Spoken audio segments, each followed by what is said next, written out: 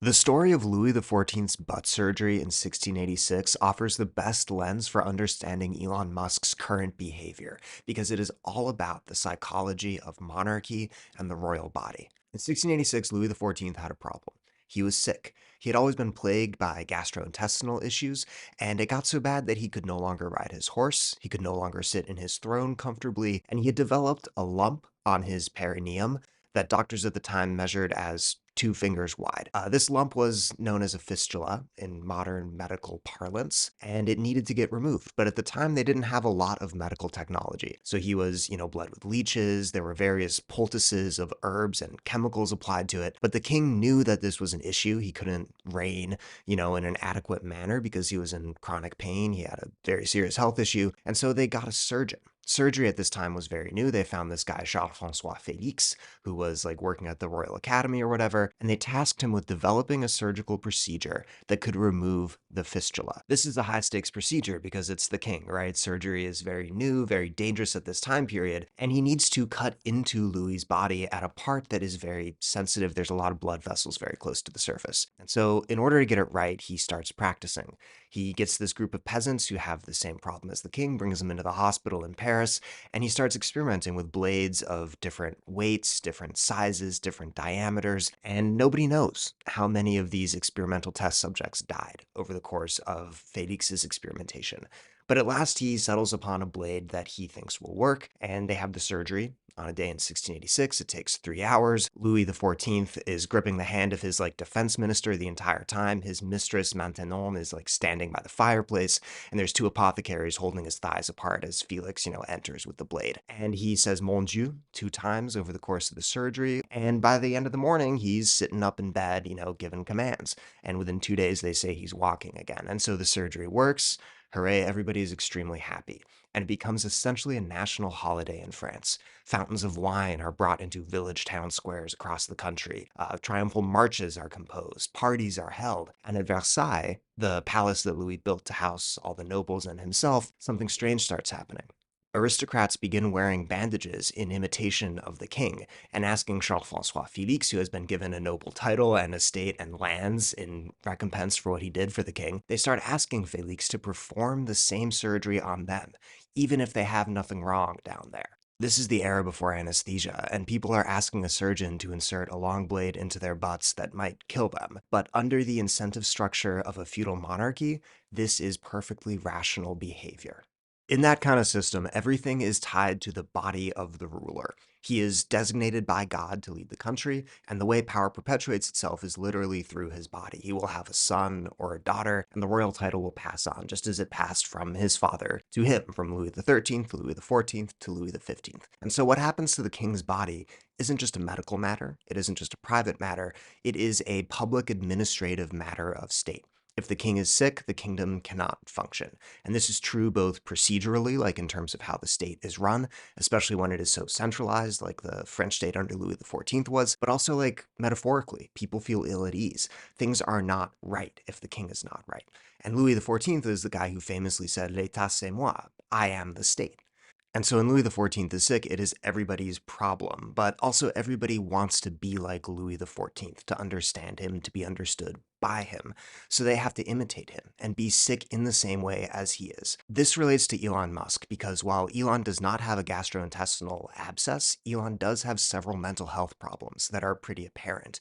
He has several ways in which his mind is twisted, whether it's the drug usage, whether it is his, 14 children by various different baby mamas, whether it is just sort of embarrassing cries for help, like cosplaying as his own 4-year-old son on the social media platform he owns that has the same name as that child. That's troubling. And people on X who want to advance, these courtiers who have the same mentality as the aristocrats at Versailles, who wrapped themselves up in bandages just like the king and asked for the surgeon Félix to put a blade into their back ends, they have to imitate Elon. They have to imitate his pathologies, his pain, his strange aches and angsts in order to get anywhere within that right-wing world. Because power no longer lies with institutions, with laws, with norms now. It lies with one dude.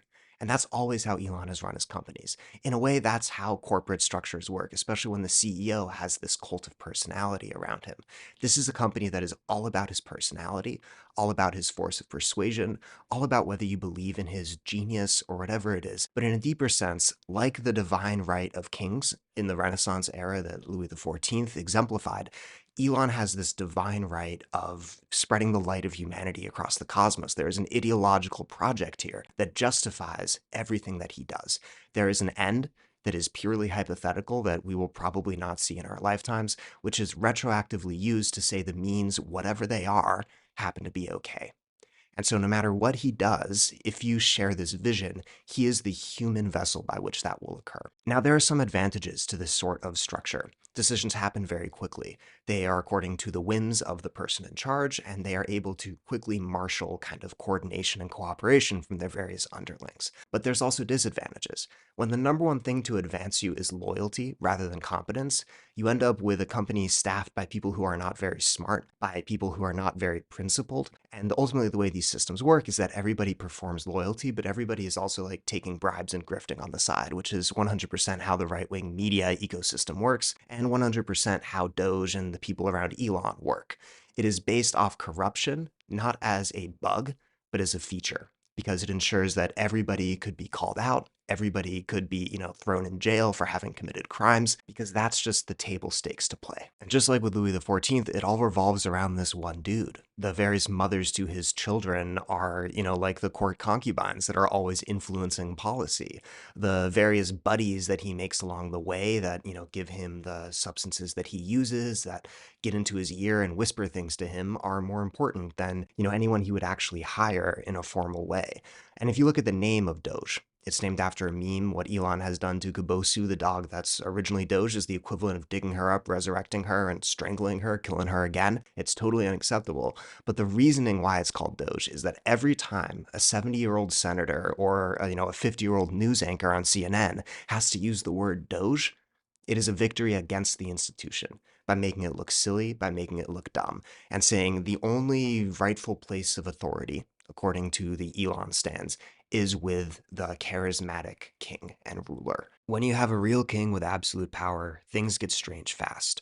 We feel the pangs of that gross and profound psychic wound of Elon Musk's, which he suffered maybe as a child when the other boys and his father bullied him, maybe as a middle-aged divorcee pacing the dank serotonin cage of social media, or maybe as an eccentric billionaire in a ketamine haze at a party where everybody wanted his money, but nobody wanted to know him.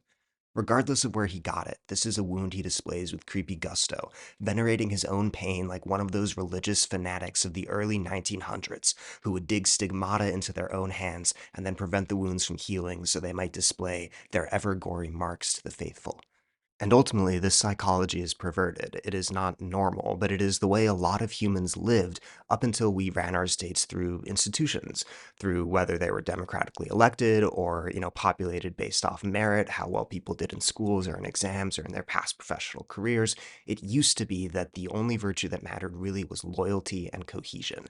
And now we are choosing that over anything else. And you see this most apparently in the case of Adrian Dittman, the influencer who pretty much made a career on right-wing X by sounding exactly like Elon Musk, imitating him, and leading to a weeks-long speculation over whether he was an Elon Musk alt account. The way to advance is to copy Elon. And that leads to this scary dynamic where whatever thing is wrong with Elon, whatever way he feels, just gets endlessly amplified. And then he spends all this time in an environment that's just like walking into a maze of mirrors where everybody's mirroring his pathologies back at him. And no wonder he has gone crazy. The man does not sleep. He is on X at all times of day. He is totally enmeshed inside of this fake simulated world that increasingly is not like what his subjects are living within. And you see that in Versailles. It was this hunting lodge that got converted into this little playground and stage for Louis XIV. The basis of it was theatrical spectacle. He would dance ballet in front of everybody. At his morning, when he rose, people would, compete to be the person who got to hold his chamber pot and empty it out. And it was a performance. You look at the bedroom courtroom, it's like a stage. And so everything at Versailles is a performance. The place itself is built around this performance and not around the actual task of administering France. And if you think about how that monarchy ended up falling, a major component of it was everybody with authority lived inside of this trance world that wasn't real at all, and it totally got detached from the material circumstances and the actual issues faced by the people. We misunderstand this if we interpret him as a capitalist, as an oligarch, or a plutocrat, even, because money isn't the goal here. Power is the goal, but the goal is also to extend whatever this weird idea of himself is. The goal is personal, it's petty, it's high school level motivation, but it's amplified to the point where it becomes the governing rationale for a state. And once that becomes the governing rationale for a state, there's no room for your voice there because it's only about him and the people imitating him. And that's the threat we're facing. It is a monarchical takeover of the American government. What Doge signals for Elon is a rejection of the professional worlds and people who think they know better than him. But it also signals a retreat into childishness, a refusal to heal what hurts or to deal with it in any way. He relates to people like a little boy relates to his Legos, which, in combination with his vast sums of money, perpetuates his unending psychic agony.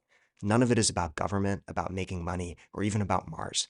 It's about his own body, his own mind, his own perversion.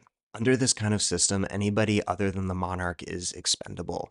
Even if you mother one of his children, if you're one of his close business associates, if you show loyalty to the maximum for years on end, you can be abandoned as soon as his whim changes.